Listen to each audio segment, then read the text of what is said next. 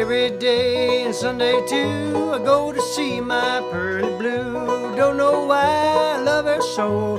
Gal of mine, she lives down the road. Down the road, down the road. Got a little pretty girl down the road.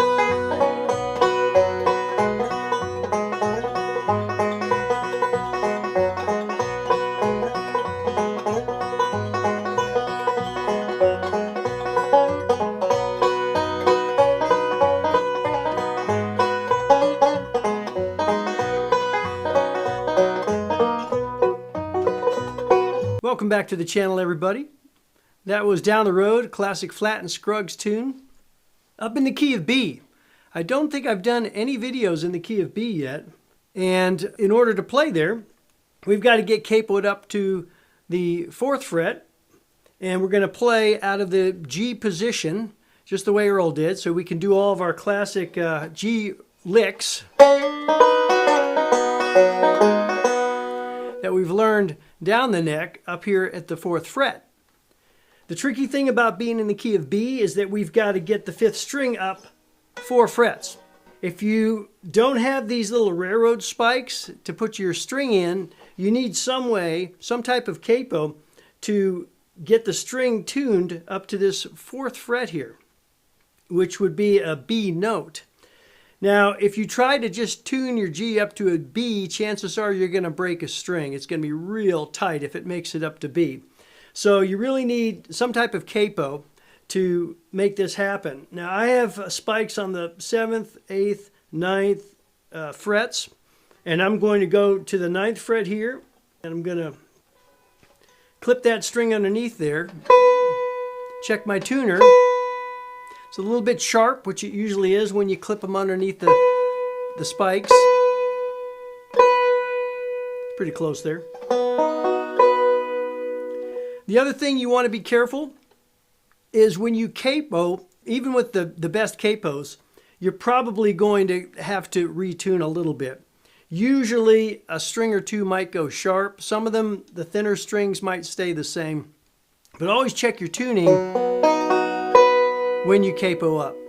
So we're going to take the break out of this first version of the Earl Scruggs and the 5-string banjo book. And it's on page 92. When they redid the book in 2005, they left the song out. I don't know why. There's a newer book that came out a few years ago. This one right here.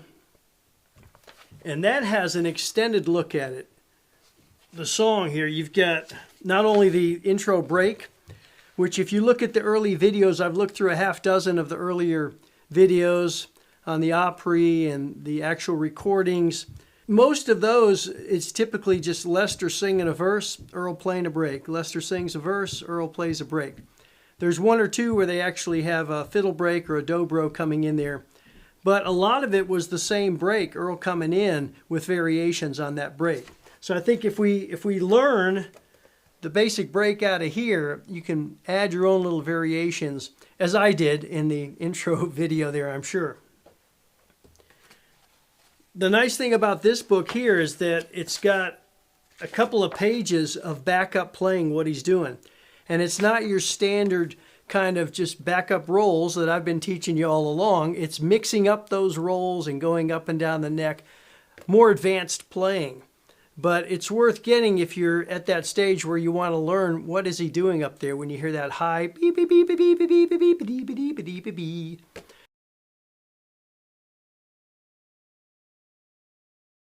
We're starting with a pickup note pattern that goes like this. You're going to pluck up with your index finger on the 3rd string and down with your thumb on the 4th string, open, 4th string 2nd fret, 4th string 4th fret.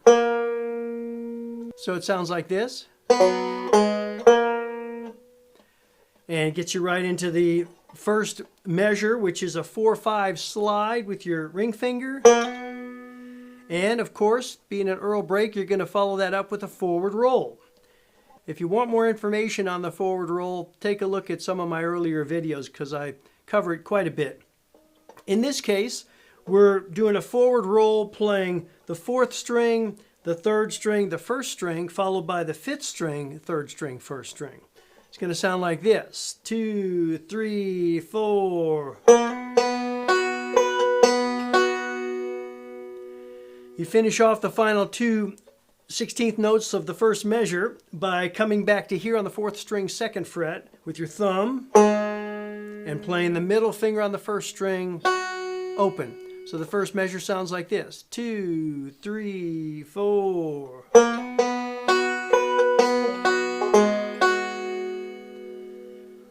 You can finger this with your middle finger or your 1st finger, whatever you want to. The 2nd measure is fairly repetitive of the 1st measure. In fact, the right hand does exactly the same thing. It's a 4, 3, 1, 5, 4, 1, 4, 1. So the only difference in the 2nd measure and the 1st measure is a very important one. It's the, what is the 5th note that you're going to play there. And we're going to talk about that in a second. But you start off with the roll, 4, 5.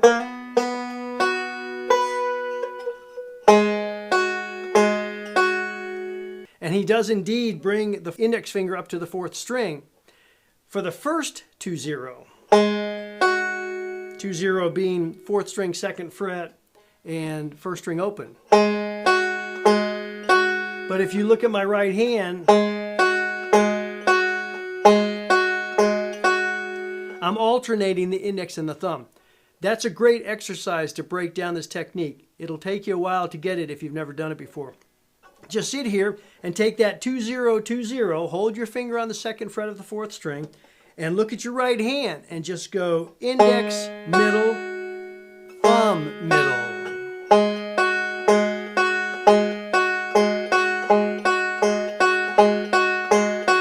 You may have to shift your hand ever so slightly in order for that index finger to get all the way up to the 4th string. You'll probably find that you have a lot of trouble with it accidentally hitting the 3rd string. But with a little practice, you can get it.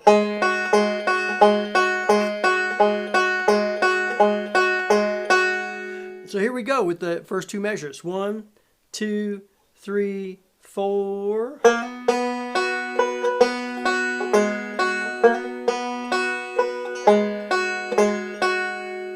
Third measure, you continue the forward roll, 5, 3, 1, 5, 3, 1, 4, 1.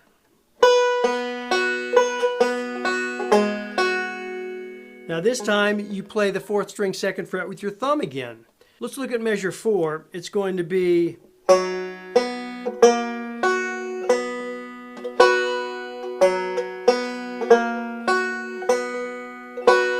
so it's a alternating thumb roll, but you're going to use the strings 4, 3, 4, and 1. And then you're going to have a classic pinch at the end there. Let's try it. 1 and 2, 3. Here we go. Just that part. Then add the pinch on the end. All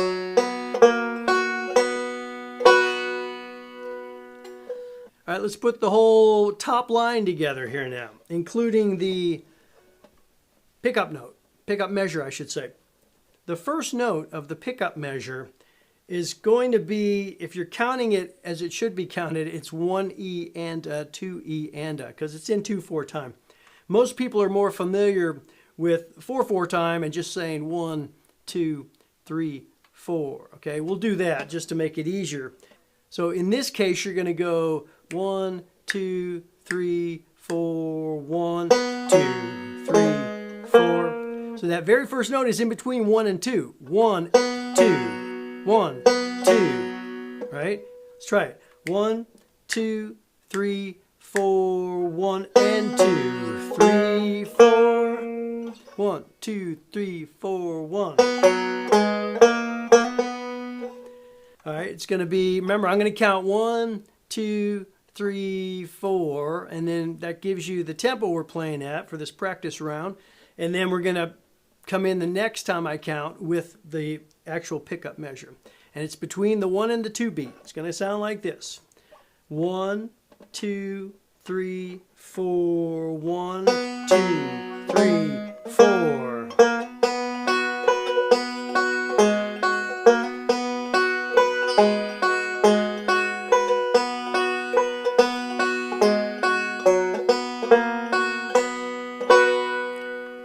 A little faster now. 1, 2, 3, 4, 1.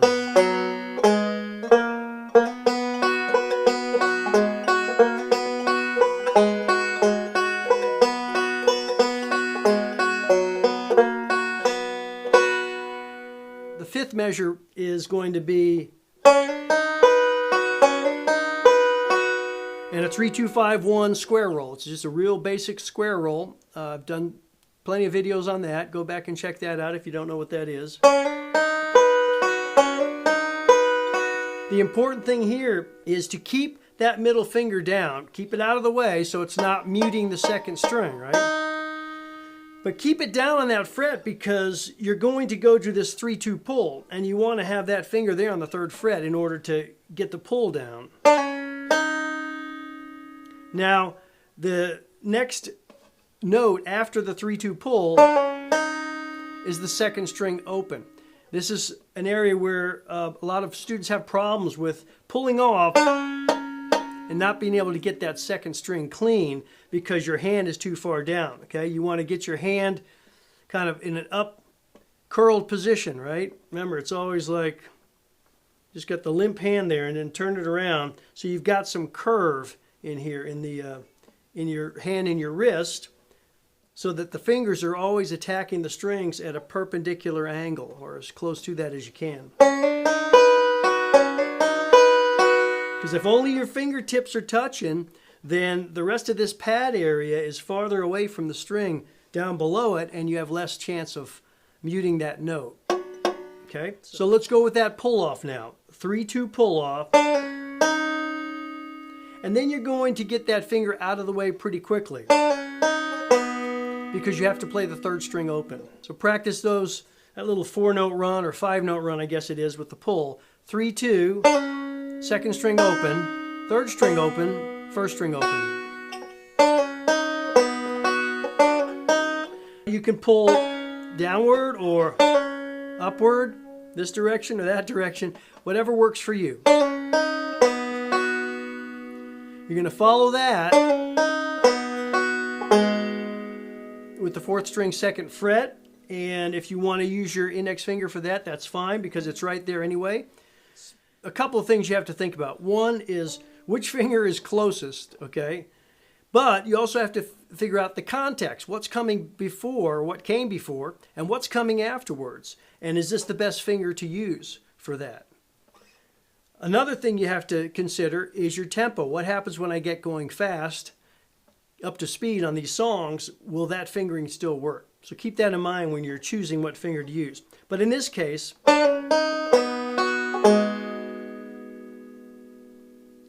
I would say index finger is fine.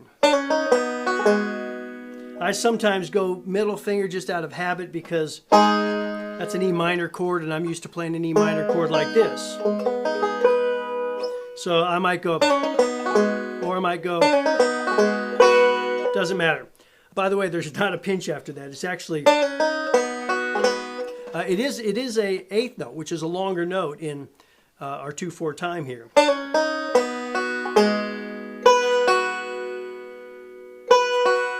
5/1 after that.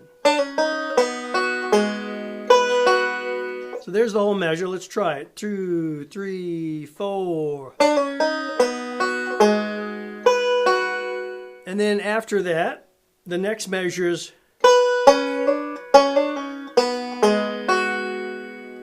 perhaps one of the most perplexing of all measures, the hammer pull.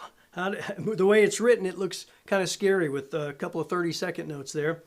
But it's really not too bad. Listen to what it sounds like when I'm playing it at this tempo. 2, 3, 4, 1. Again, 1, 2, 3, 4. So remember, the first hammer is kind of slower than the second hammer is because you're trying to get an extra note in the same space. And then you get your fingers off the fretboard and play the third string open again with your index finger. Now your index finger just play the starter note on the hammer pull. And you heard me, I just got through saying you hardly ever want to do a double thumb or a double index or a double middle, but guess what? In this case, you do. Because if you do your thumb, the next note is the fourth string. So you're going to have to cross over. You'll be in all kinds of trouble. So in this case, he does, if you look at the videos, you'll see his index finger hitting it twice. See if I can get a good shot of that.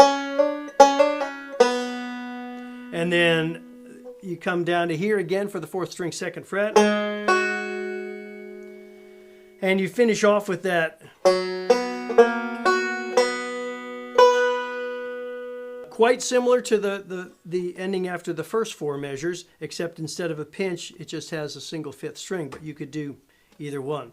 So back to that seventh measure, let's take a look at that in time. 1, 2, 3, 4.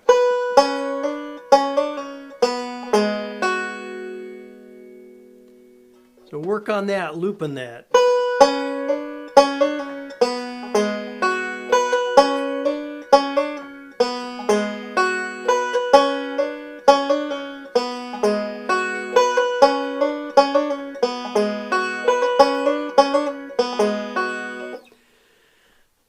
And as always, as you get this up to speed, you're going to want to kind of swing it a little bit because it does have that swing time. If you're not sure what that means to play it straight versus playing it swing time, I released a couple of videos recently that cover that. The final measure is going to be similar to the end of the fourth measure, as I said.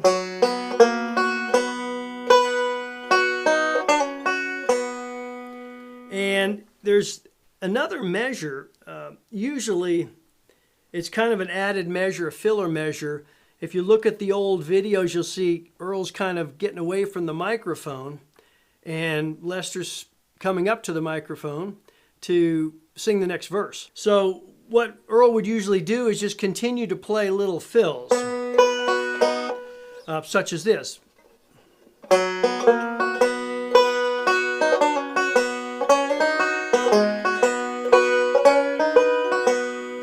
Just adding little fills, keeping the syncopation of the banjo going as he would fade out away from the mic and Lester would come in and start singing. Sounds better than if he just did and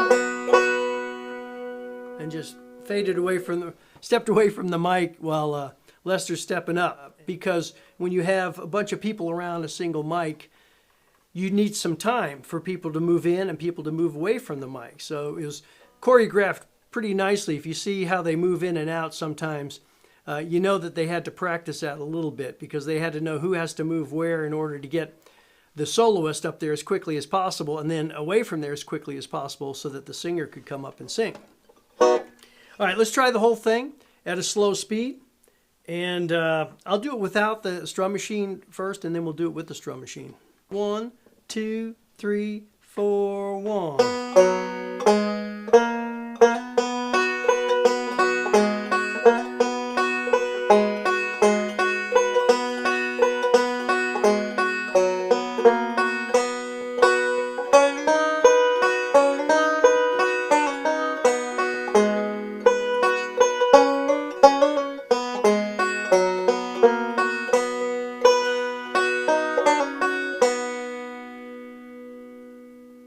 Let's try it at 55. 2, 3.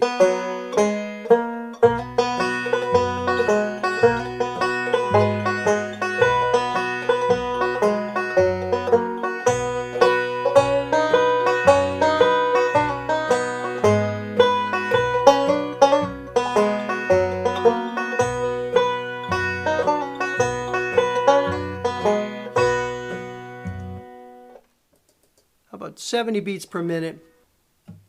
2, 3.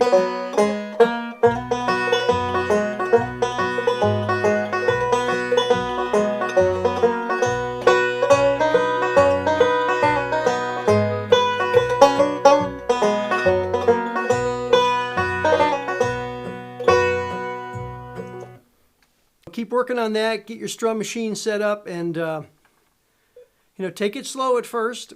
That seventh measure is a doozy, to say the least. But it's a cool little lick that you can throw in a lot of other songs too. Here we go. I had to do a couple of takes on this because my arrangement on strum machine did not match the arrangement here. 2, 3.